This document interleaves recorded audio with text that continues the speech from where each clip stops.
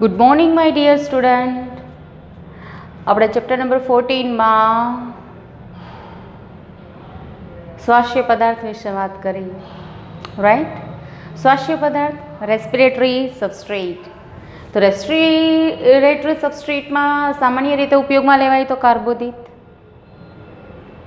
કીધું ને, respiratory substrate કહે તો કાર્બોદિત, લિપિડ, પ્રોટીન છે. તેમાં સૌથી પહેલાં સામાન્ય રીતે જે આપણે ઉપયોગમાં લઈએ એ કયું? કાર્બોદિત. તો કે ભાઈ કાર્બોદિતમાં આપણે કહીએ તો મોનોસેકેરાઇડ, ધેન ડાયસેકેરાઇડ અને પોલીસેકેરાઇડ હોય. તો ત્રણેયમાંથી કયું કાર્બોદિત આપણે ઉપયોગમાં લઈ શકીએ? ઓબ્વિયસલી આપણે પહેલાં કયું ઉપયોગમાં લઈ શકીએ? મોનોસેકેરાઇડ. મોનોસેકેરાઇડમાં ટ્રાયોઝ શુગર હોય, પેન્ટોઝ શુગર હોય અને હેક્ઝોઝ શુગર હોય. તો ટ્રાયોઝ, પેન્ટોઝ અને હેક્ઝોઝમાંથી કહે તો હેક્ઝોઝ શુગર.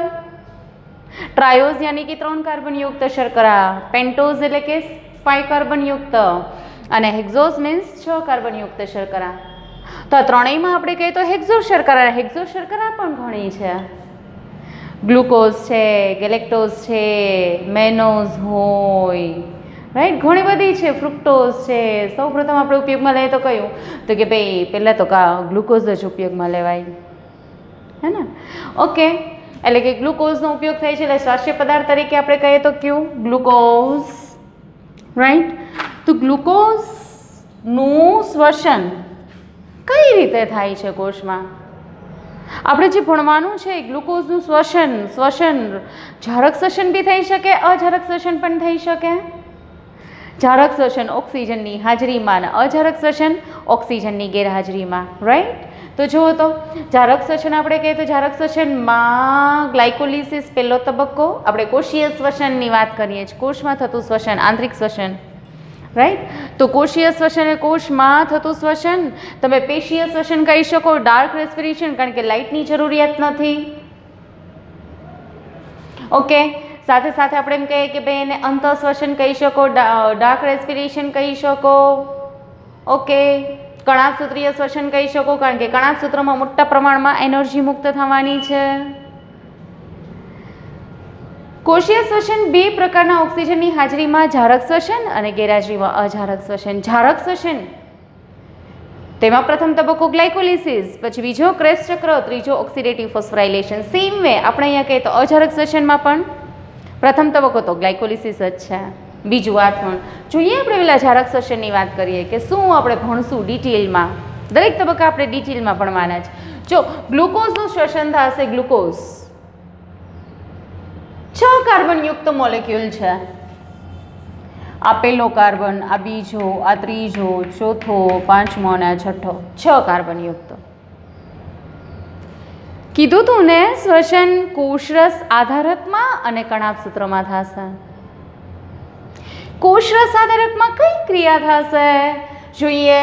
જો તો ગ્લુકોઝમાંથી 2 પાયરુવેટ બનશે, 3 કાર્બનયુક્ત. ઇટ મીન્સ આ બંધ તૂટી જાય, રાસાયણિક બોન્ડ તૂટે, 3 કાર્બન અને 3 કાર્બનવાળા 2 અણુ બનશે. અને 10 સ્ટેપ્સનું રિએક્શન છે જે આપણે ડિટેલમાં ભણશું. અને આ પ્રક્રિયા દરમિયાન 2 એટીપીનું નિર્માણ થશે અને 2 NADH2નું નિર્માણ થશે. આખી જે આ પ્રક્રિયા છે જેને આપણે ગ્લાયકોલિસિસ કહીએ, જે કોષરસ આધારકમાં થાય. કોષરસ આધારક, સાઇટોપ્લાઝમિક મેટ્રિક્સ. કોને કહેશું આપણે કોષરસ આધારક? તો કે ભાઈ કોષરસનો એવો વિસ્તાર કે જેમાં અંગિકાઓ આપણે ઇન્ક્લુડ ન કરીએ. અંગિકા સિવાયનો કોષરસનો વિસ્તાર જ્યાં પ્રક્રિયા થશે. તો આ ગ્લાયકોલિસિસ, આ પહેલો તબક્કો. હવે જો ઓક્સિજનની હાજરી હોય તો આ 2 પાયરુવેટ કણાભસૂત્રમાં પ્રવેશે. જો આ એક પાયરુવેટ, આ બીજો પાયરુવેટ, મેં પાયરુવેટનો પી છે અહીંયા પછી લખી નાખ્યો છે. જે રિએક્શન અહીંયા થવાના છે એ જ અહીંયા થવાનું છે. 2 પાયરુવેટ છે, બંને પાયરુવેટ ક્રેબ્સ ચક્રની પ્રક્રિયામાંથી પસાર થશે. 2 ક્રેબ્સ ચક્ર, રાઈટ? ઓકે, જો તો પાયરુવેટ છે, પાયરુવેટ 3 કાર્બનયુક્ત પાયરુવિક એસિડ 3 કાર્બનયુક્ત છે, જેનું ડીકાર્બોક્સિલેશનથી શું બની જશે? એસિટાઇલ કોએન્ઝાઇમ. ડીકાર્બોક્સિલેશન એક CO2 મુક્ત થઈ જશે એટલે 3 કાર્બનમાંથી 2 કાર્બનયુક્ત એસિટાઇલ કોએન્ઝાઇમ બને. અને આ દરમિયાન NADH2 પણ બનશે. ઓકે, ત્યારબાદ એસિટાઇલ કોએન્ઝાઇમ એ ક્રેબ્સ ચક્રમાંથી પસાર થાય. જ્યારે ક્રેબ્સ ચક્ર પણ એક સ્ટેપ વાઇઝ નંબર ઓફ કાર્બનિક ઘટકો અંદર બનશે, જે આપણે અત્યારે નથી જોતા.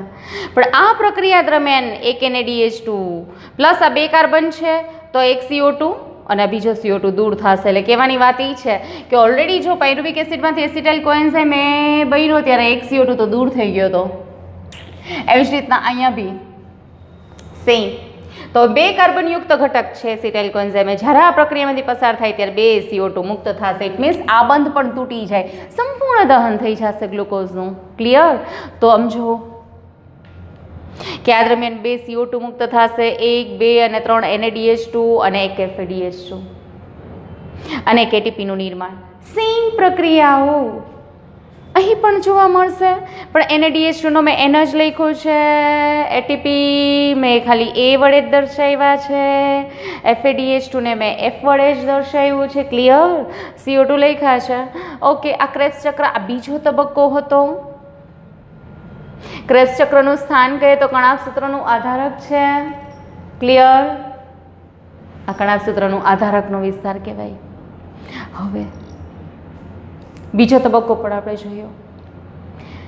હવે આની પહેલા બી મેં તમને કીધું હતું કે એક NaDH2 માંથી 3 ATP મળે. કેટલા NaDH2 છે જોઈએ આપણે. તો કે ભાઈ આ 2, આ 3, 4, 5, 6, અહીંયા 7, 8, 9 ને 10, 30 ATP તો આપણને ટોટલ આ 10 NaDH2 માંથી મળશે.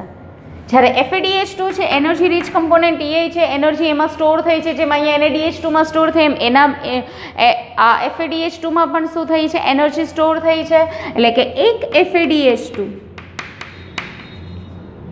માંથી આપણને 2 ATP મળશે. કેટલા FADH2 છે? 2. ટોટલ કેટલા? 4 ATP. તો 30 ને 4 34, 34 ATP ઓક્સિડેટિવ ફોસ્ફોરાઇલેશનથી પ્રાપ્ત થશે. ક્યારે એમાંથી ATP આપણને મળશે? શ્વસનનો જ્યારે આ ત્રીજો તબક્કો થશે ત્યારે મળશે. અને શ્વસનનો ત્રીજા તબક્કાનું સ્થાન કહીએ તો ઓક્સિડેટિવ ફોસ્ફોરાઇલેશનનું સ્થાન આ કણાભ સૂત્રનું અંતઃપટલ, ક્રિસ્ટીનું પટલ, ત્યાં ઇલેક્ટ્રોન ટ્રાન્સપોર્ટ સિસ્ટમ આવેલી હોય, ETS ઇલેક્ટ્રોન પરિવહન તંત્ર આપણે એને કહીએ. સાથે ત્યાં ઓક્સિઝોમ પણ આવેલા હોય. એના F1 કણવાળો આ ભાગ છે, આ ઓક્સિઝોમ છે. રાઈટ? ક્યારે NaDH2 ને FADH2 માંથી આ 34 ATP બનશે આ બધામાંથી? તો કે ભાઈ જ્યારે આ NaDH2 આ ઇલેક્ટ્રોન ટ્રાન્સપોર્ટ સિસ્ટમમાંથી પાસ થાય. બધા NaDH2 જુઓ તમે, આ બધા NaDH2 જોયા તમે? જો અહીંયાથી બી લીધું છે મેં. રાઈટ?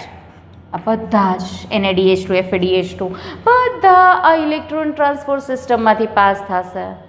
અને એ દરમિયાન જે ઉર્જા મુક્ત થશે એનું ઓક્સિડેશન થશે ત્યારે શું થશે? જે ઉર્જા મુક્ત થાય એ ATPના નિર્માણમાં સંચિત થાય.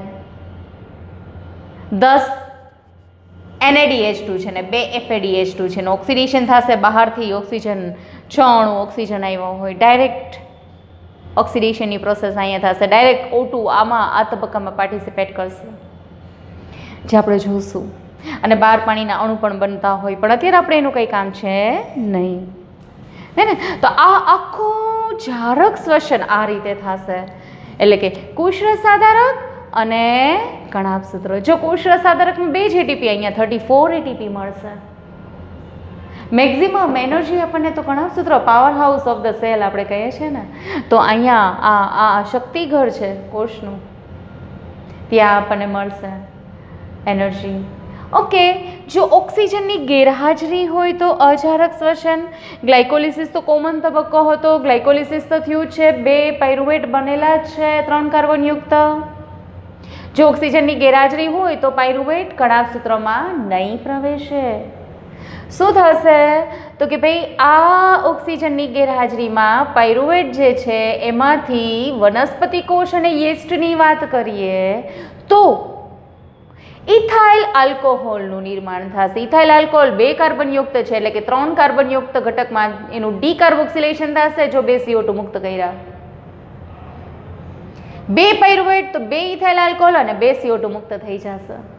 આલ્કોહોલિક આથવણની ક્રિયા અમુક સજીવમાં એ થશે, જ્યારે કેટલાક સજીવમાં, જેમ કે આપણા જે સ્નાયુ કોષની વાત કરીએ તો લેક્ટિક એસિડનું નિર્માણ ઘણી વખત એક્સરસાઇઝ દરમિયાન, ખબર છે, હાથ પગ એક્સેટ્રા દુખે, એવું થયું હોય ત્યારે કે ઓક્સિજનની એબ્સન્સ હોય કોષમાં અને ઓક્સિજનની ગેરહાજરીમાં શું થયું હોય, લેક્ટિક એસિડ ફર્મેન્ટેશન, લેક્ટિક એસિડનું આથવણ થયું હોય, લેક્ટિક એસિડનું નિર્માણ થયું હોય અને એના લીધે જ આપણને શું થાય, હાથ અને પગ દુખે છે. રાઈટ? ઓકે. જો તો પ્રાણીના સ્નાયુકોષમાં અને કેટલાક બેક્ટેરિયામાં લેક્ટિક એસિડનું નિર્માણ થશે, આથવણની ક્રિયા. તો આ બધું જ આપણે આ ચેપ્ટરમાં ડિટેલમાં ભણવાનું છે ગર્લ્સ. આ બધું જ આપણે નેક્સ્ટ ટાઈમ સ્ટાર્ટ કરશું ગ્લાયકોલિસિસ. ઓકે. પણ એ પહેલાં આપણે વનસ્પતિમાં શ્વાસોશ્વાસ થાય, વાત વિનિમય થાય, શ્વાસોશ્વાસ એવો શબ્દ આપણે ન વાપરી શકીએ. તો એ ટોપિક જોઈ અને પછી આપણે ગ્લાયકોલિસિસ સ્ટાર્ટ કરશું. ક્લિયર? અહીંયા સુધી રાખીએ. બાય.